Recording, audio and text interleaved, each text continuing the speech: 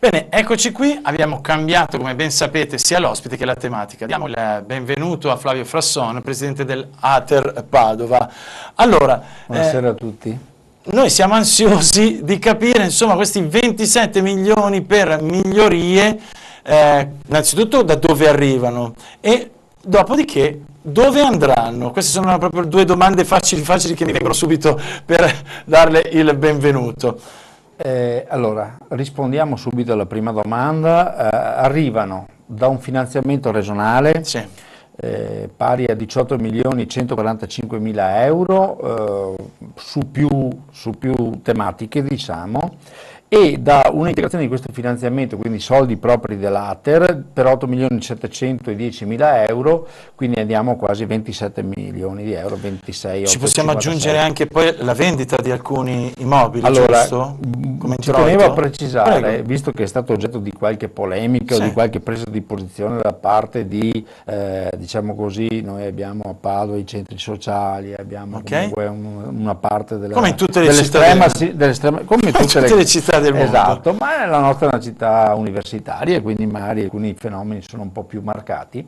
Ecco, questi 8 milioni 711 mila euro messi dall'Ater, in questo plafond, diciamo, derivano proprio dalla vendita degli immobili effettuati in questi anni. Quindi non è che i soldi delle vendite ce li siamo mangiati, come si suol dire, li stiamo reinvestendo per rifare. Ok, quindi rifacciamo un attimo il punto. È corretto dire quindi da un fondo della regione che ha stanziato, poi l'incasso di vendita dei vari immobili, quindi una parte, certo, quindi si è creato un gruzzolo, ripeto, di 27 milioni da utilizzare in migliorie. Caspita, non soltanto migliorie, diciamo che i filoni sono 4 da reinvestire. Allora, c'è il filone nuove costruzioni, quindi vuol dire che andiamo a costruire qualcosa in che aree? Perché so che ci sono varie aree comunque che verranno toccate. Dopo parleremo delle aree, cioè la regione, noi abbiamo fatto un bando per esempio, no?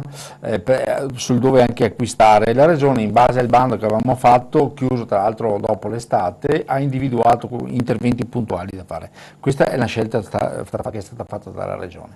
Allora, vi stavo dicendo, nuove costruzioni, ristrutturazione e riqualificazione dell'esistente, l'acquisto dell'invenduto da ditte, anche qui è stato fatto un bando apposito. Cioè specifichiamo del tipo qualcuno purtroppo... Allora, noi abbiamo fatto un bando chiedendo alle ditte che hanno già realizzato edifici e che non in città, in provincia, che sono invenduti, o che con magari dei requisiti non sono riusciti a ultimare. Ma non solo, di solito sono ultimati, e che abbiano dei requisiti di qualità e prezzo che rientrano in alcuni parametri. Abbiamo chiesto la disponibilità e abbiamo individuato un certo numero.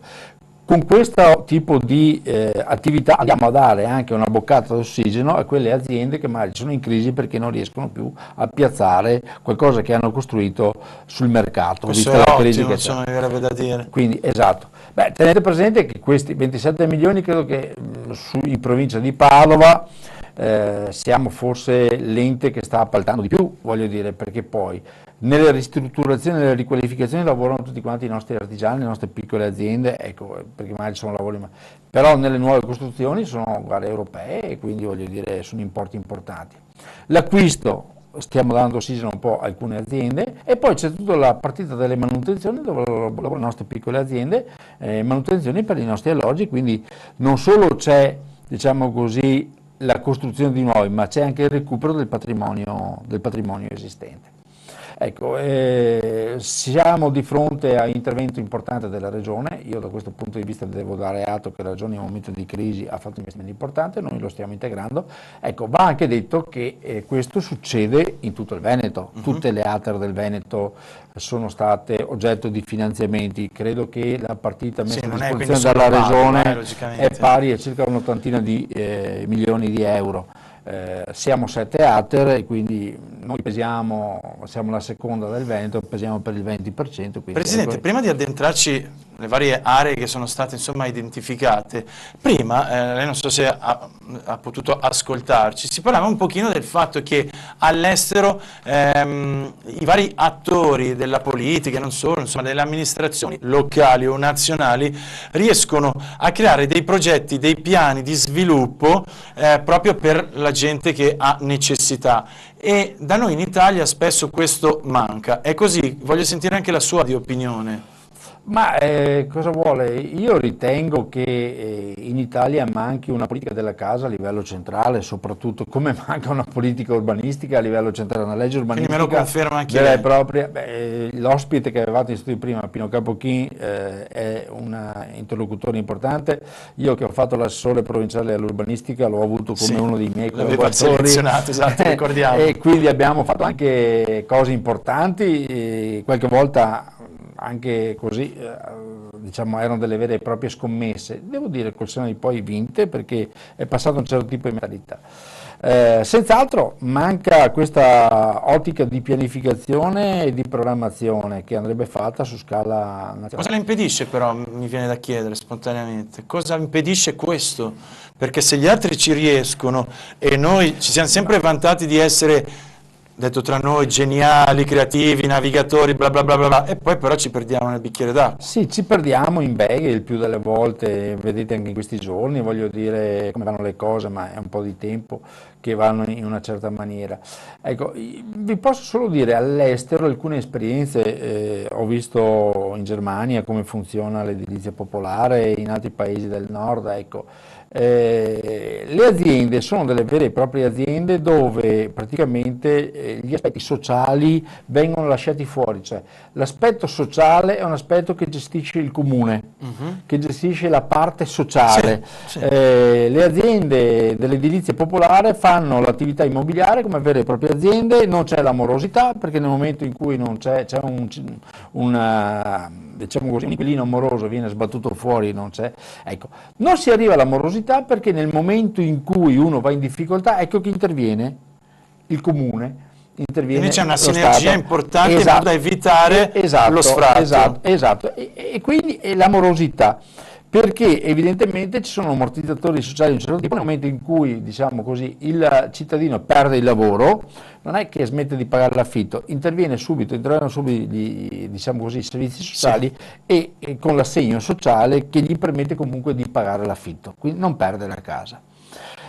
Tutti gli affitti che vengono pagati dopo vengono quasi sempre reinvestiti, quindi non ci sono perdite, diciamo così, di esercizio con le morosità. Tenete presente che le morosità da noi, che sono ancora basse, perché nel Veneto sono basse, per la mia Ater vogliono dire accumulati nel tempo 3 milioni e mezzo di euro. Circa, che sono, cioè, nei vari esercizi, non sono tutti un anno, ma sono nei vari esercizi, ecco, Però tanto si crea una bella cifra. dopodiché diventano crediti inesigibili il più delle volte e quindi pian pianino si riescono a ammortizzare, però insomma è una bella cifra. Presidente, vede, lei ha toccato un passo molto particolare, cioè ha detto là in Germania funziona così, funziona così. Sappiamo che hanno un altro tipo di mentalità e di modo di fare.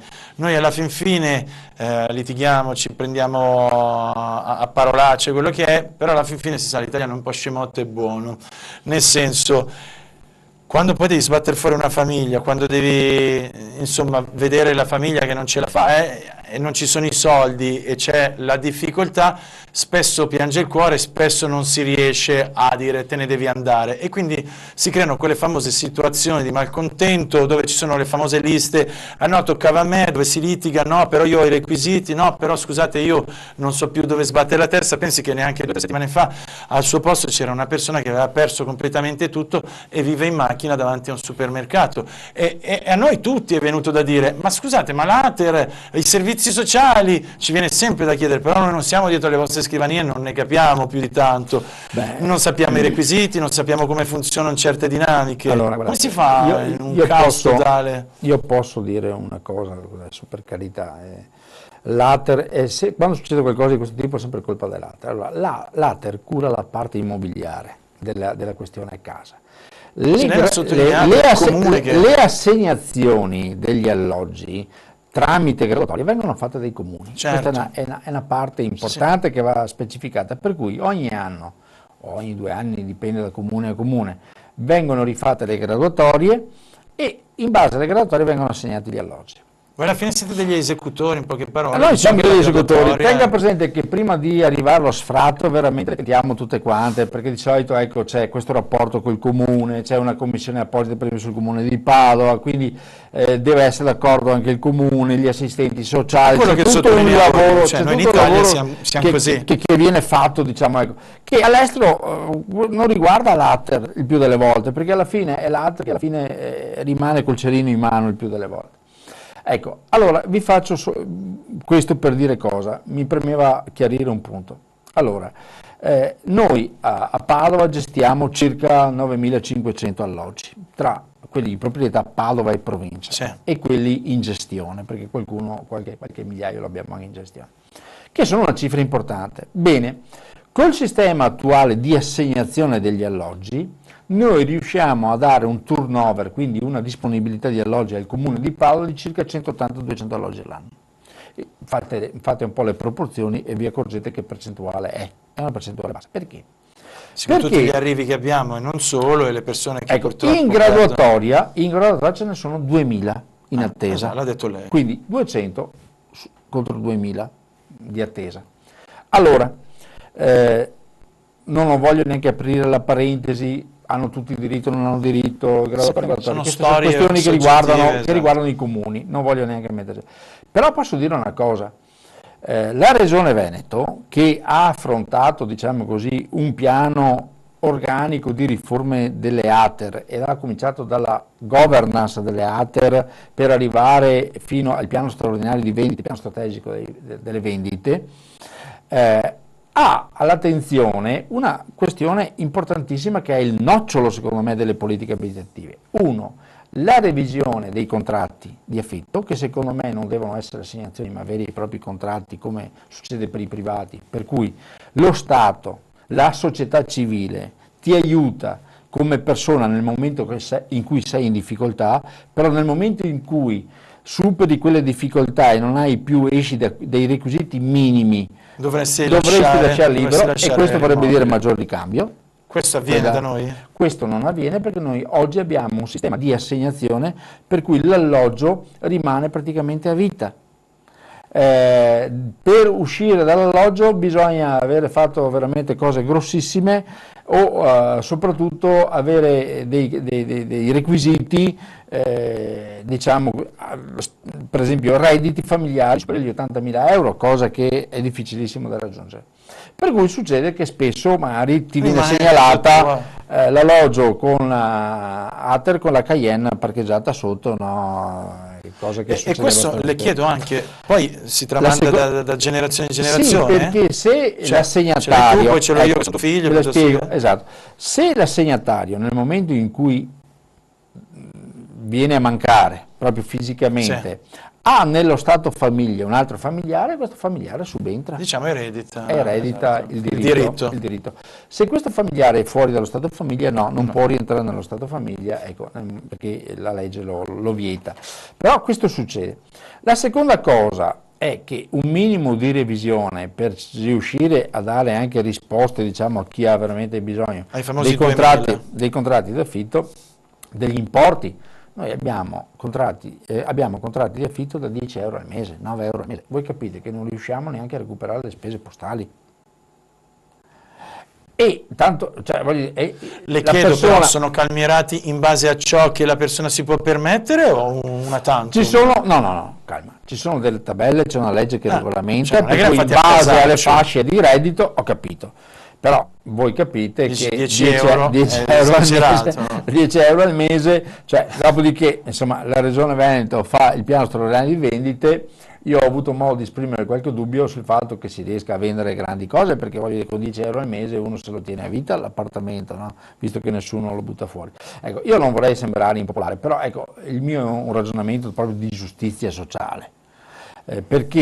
Perché secondo me è vero che potrebbe esserci il permanere, la persona magari che ha la pensione minima continuerà a percepire la pensione minima, esatto, e lì non c'è dubbio. Però qualche giovane coppia, qualche giovane che ha l'alloggio popolare nella sua vita, spero che abbia un po' di fortuna e che riesca. Ma noi glielo auguriamo, esatto, e quindi dovrebbe, come dice lei, provare a spiccare il volo. Esatto.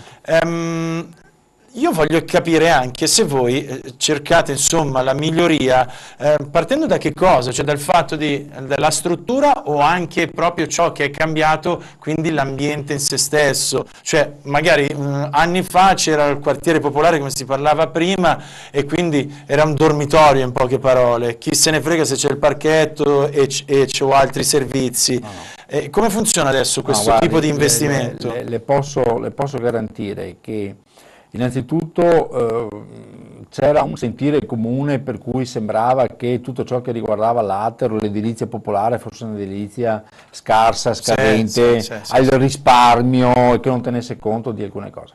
Le posso garantire che tutte le nuove progettazioni che andiamo a fare noi sono progettazioni, non dico in classe A, ma senza dubbio in classe B.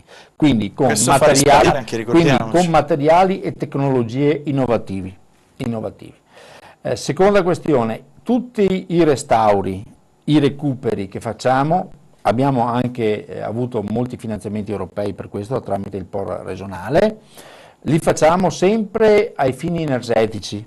Cioè nel senso che la soddisfazione più bella è stata quando una signora, dove avevamo fatto il recupero dell'immobile, che era una vecchia palazzina, anni 50, in via Crimea, andate qui a Padova a vederla, quando gli abbiamo chiesto, signora, quanto paga adesso di gas? 6 euro al mese, cioè per capire il tipo di risparmio energetico che c'è. Quindi stiamo attentissimi sia alla parte che riguarda la progettazione strutturale. Mi viene quasi a pensare che l'ha spento il gas per pagare solo 6 No, non lo so, e queste sono delle soddisfazioni, perché ecco, quello era un finanziamento POR, ne abbiamo altri nella città di Padova, quindi stiamo molto attenti. Dopodiché, contratti di quartiere, per esempio, noi stiamo attentissimi al parcheggio, creiamo sempre i parcheggi possibilmente sotterranei per non riempire le strade. Sì. Abbiamo una signora al telefono, adesso le diamo la parola, prego Presidente. Ah, si mette la cuffia, bravissimo, caso. La signora Valentina? Sì, mi chiamo Valentina. Signora Valentina, dove chiama? In provincia di Treviso, Vedelago, il comune. Prego, voleva fare una domanda, voleva dire la sua opinione? Volevo fare una domanda. Siccome che io sono andata più di una volta anche dalla mia assistente sociale, perché mio marito era con la domanda di disoccupazione e prendeva 900 euro al mese e ne pagavo 450 euro di affitto. Non riuscendo ad arrivare a fine mese perché ho 3 bambini, uno mi va alle superiori, uno mi va alle medie e un bambino piccolo di 3 anni. Mi hanno fatto da fare domande per avere un aiuto economico per chiedere per l'affitto, perché non riuscivo ad andare avanti con 3 bambini più le bollette di gas e luce. Certo. Mi hanno fatto fare tante volte quella domanda, però non mi hanno mai dato niente come sostegno. Mi sono trovata adesso che ho degli affitti da pagare. La proprietaria mi ha fatto telefonare più di una volta dall'agenzia che vuole indietro l'appartamento e mi sta mandando la carta di sfratto. Sì. Adesso mi dica lei, io come posso fare? Signora Valentina, io mi ricordo di lei aveva anche telefonato quando abbiamo avuto appunto il signore di cui parlavo prima che vive in macchina. Grazie per aver chiamato. Prego Presidente. Credo che la signora sia comunque un utente del privato, cioè nel senso che abbia l'appartamento dal privato, perché altrimenti se avesse avuto una casa popolare, una delle prime cose quando ci sono modifiche alle entrate familiari è quello di chiedere l'adeguamento dell'affitto. Ecco, nel momento, per quanto riguarda i nostri inquilini, nel momento in cui hanno una variazione in meglio o in peggio, quindi in positivo o negativo, della propria situazione economica, hanno l'obbligo di comunicarla perché facciamo l'adeguamento dell'affitto. La fregatura è che qui appunto diceva che la signora aveva fatto richiesta. Però alla signora, oltre, io consiglierei, per carità adesso non so il comune di Vedelago se ha case popolari, se ha graduatorie. Però, a chi si deve rivolgere? Perché mi ricordo che ha già chiamato al comune chiedendo sì, ma ha fatto domande di tipo economico, mi pare, per avere sovvenzioni di tipo economico, contributi tipo economico. Chieda alla signora anche se il comune di Vedelago ha degli alloggi popolari, c'è una graduatoria, e iscriversi in questa graduatoria. Seconda questione, io andrei anche all'ATER di Treviso, visto che è sotto Treviso, perché qualche volta, come noi a Padova, abbiamo degli alloggi in proprietà, che non sono alloggi popolari, ma che mettiamo a disposizione tramite una graduatoria a parte. Quindi rispettiamo i criteri della pubblicità, della trasparenza e quant'altro, però è una graduatoria per alloggi che non sono ERP, che sono di proprietà, e qualche volta insomma riusciamo rispetto al mercato a dargli circa il 50% col 50% di sconto. Speriamo che la signora, insomma, Valentina abbia sentito, in modo insomma da potersi attivare. Ripeto, ricordavo la signora perché aveva chiamato proprio quando ho ospitato il signore che purtroppo vive in auto, come le dicevo. Allora, quali sono le aree? Così concludiamo un pochino il nostro discorso, abbiamo toccato un po' la tutto. Regione nelle sue delibere, che sono tutte quante di fine anno, inizio anno, quindi abbastanza recenti, ha individuato alcune aree per le nuove costruzioni. Praticamente abbiamo un programma integrato in Comune di Battaglia Terme, che andiamo dove sì. Abbiamo una convenzione già col Comune, abbiamo un altro intervento in Vigonza, località Peraga, abbiamo poi Padova, Portello, praticamente il completamento, l'ultimo stralcio del completamento del quadrilatero Portello. Lì è un intervento, parlavamo prima di qualità di costruire, è un intervento molto bello secondo me, di riqualificazione di un intero quartiere Portello, è un quadrilatero proprio, e se voi andate a vedere diciamo così, il parcheggio interrato, e sopra c'è proprio una serra che diventa anche un momento di socializzazione, che addirittura un'associazione culturale di architetti ci sta chiedendo per fare diciamo così, manifestazioni di design. Presidente, abbiamo anche Ivan da Padova che ci sta contattando al telefono, mi chiedo, ma sempre sul filo del Rosario, proprio sul finale. Ivan, prego, a lei la parola. Pronto Ivan? Deve essere caduta la linea. Ivan, mi sente? No, chiedo alla nostra regia di richiamare al volo Ivan, grazie. Prego, scusi se poi abbiamo una serie di ristrutturazioni in comune di Monselice e Albignasego. Abbiamo individuato dove comprare i nuovi alloggi e praticamente andiamo a comprare in zona Altichiero, a Monselice e a Este. Sì. Il Portello l'ho già detto prima, confermo.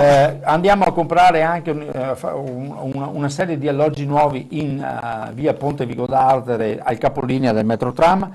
Ecco, questo era un finanziamento su via Anelli che la Regione ci aveva chiesto indietro, rischiavamo di perdere, essendo via Anelli tuttora bloccata, e abbiamo chiesto alla Regione di poter comunque spendere questi soldi per incrementare il patrimonio edilizio proprio su Padova, e ci è stato concesso dalla Regione, quindi andiamo a comprare 22 alloggi in zona Ponte Vigo d'Ardere.